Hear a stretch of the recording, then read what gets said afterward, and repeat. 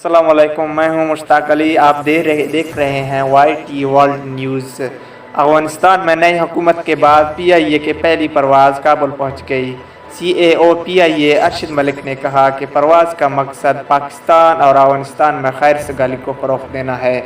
तफसीलात के मुताबिक अफगानिस्तान में नई हुकूमत के क़याम के बाद कौमी एयरलाइन PIA की पहली परवाज़ काबुल पहुंच गई। परवाज़ PIA 6249 काबुल मुकामी वक़्त के मुताबिक 9:45 पर पहुंची। इस सिलसिले में काबुल एयरपोर्ट के लिए अफ़गान सिविल एविएशन और मुकामी PIA अमले के ख़ुसूसी इंतज़ाम किए गए। अफ़गानिस्तान में पाकिस्तान के सफ़ीर जनाब मंसूर अहमद व दीगर सफारती अमले ने भी काविशें की। तरबियत याफ्ता एयरपोर्ट अमले ने ड्यूटी ज्वाइन करके परवाज़ हैंडल की, जबकि काबुल एयरपोर्ट पर PIA का नाम और परवाज़ नंबर आवेज़ा किया गया।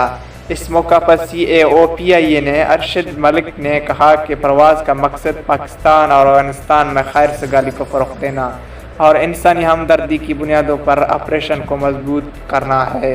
अरशद मलिक का कहना था कि PIA और पूरी दुनिया के लिए ये ऑपरेशन बहुत अहम है।